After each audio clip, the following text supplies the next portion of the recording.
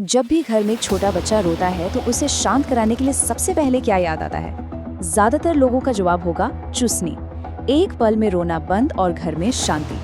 लेकिन क्या हमने कभी सोचा है कि ये शांति किसी आने वाली समस्या का संकेत तो नहीं?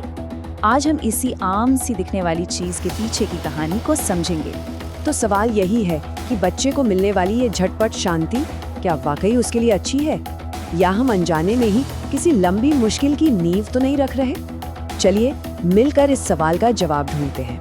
अगर चूसनी का इस्तेमाल सिर्फ एक जरूरत नहीं बल्कि एक आदत बन जाए तो इस शांति की क्या कीमत चुकानी पड़ सकती है? चलिए सबसे पहले और सबसे सीधे असर की बात करते हैं। डेंटिस्ट इस हालत को एक खास नाम देते हैं, पैसिफायर टीथ। मतलब जब लंबे समय तक चूसनी चूसने से बच्चे के दांतों का जो नेचुरल अलाइनमेंट होता है और जबड़े का विकास, वो दोनों ही बिगड़ जाते हैं। और ये सिर्फ देखने में बुरा नहीं लगता, इसके असर कहीं ज्यादा गहरे हो सकते हैं। और देखिए, ये असर सिर्फ दांतों तक ही नहीं रहता। आप खुद सोचिए, जब बच्चे के मुंह में हर वक्त चूसनी रहेगी तो वो बोलने की प्रैक्टिस कैसे करेगा? इससे बोलने में देरी हो सकती है। इतना ही नहीं, कुछ स्टडीज ये भी बताती हैं कि इससे कान में इन्फेक्शन का खतरा भी बढ़ जाता है, क्योंकि चूसने का जो एक्शन होता है ना, वो हमारे गले और कान को जोड़ने वाली नली पर असर डालता है। और ये मामला सिर्फ शारीरिक नहीं है।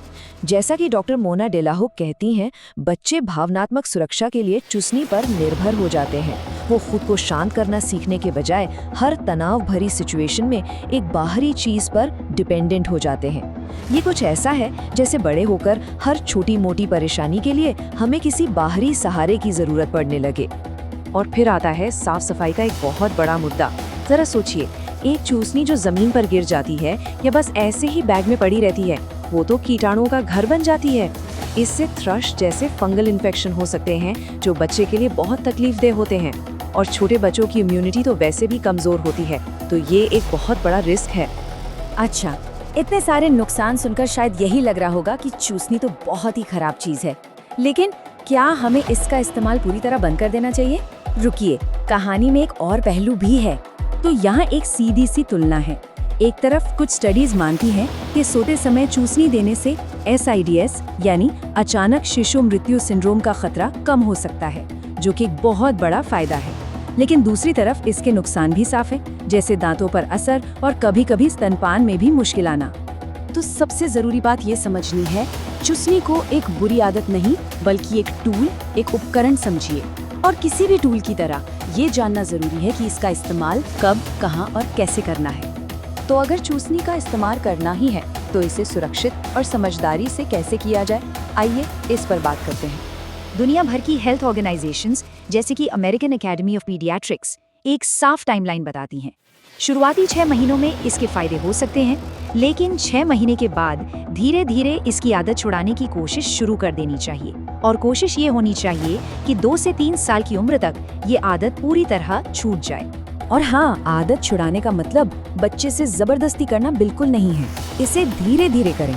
पहले सिर्फ सोने के टाइम पर दें, फिर बच्चे का ध्यान किसी और आरामदायक चीज जैसे कोई मुलायम खिलौना या कंबल पर ले जाएं।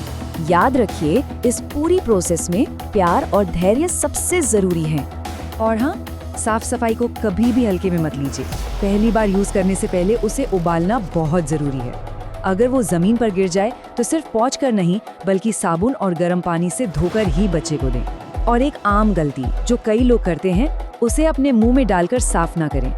इससे आपके मुंह के बैक्टीरिया सीधे बच्चे तक पहुंच सकते हैं।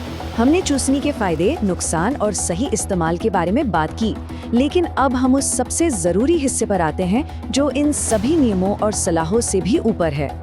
ये बात बहुत गहरी है। जब एक बच्चा रोता है तो हो सकता है उसे भूख लगी हो, या वो थका हुआ हो, या हो सकता है उसे बस अपने माँ बाप का स्पर्श और वो सुरक्षा वाली फीलिंग चाहिए हो।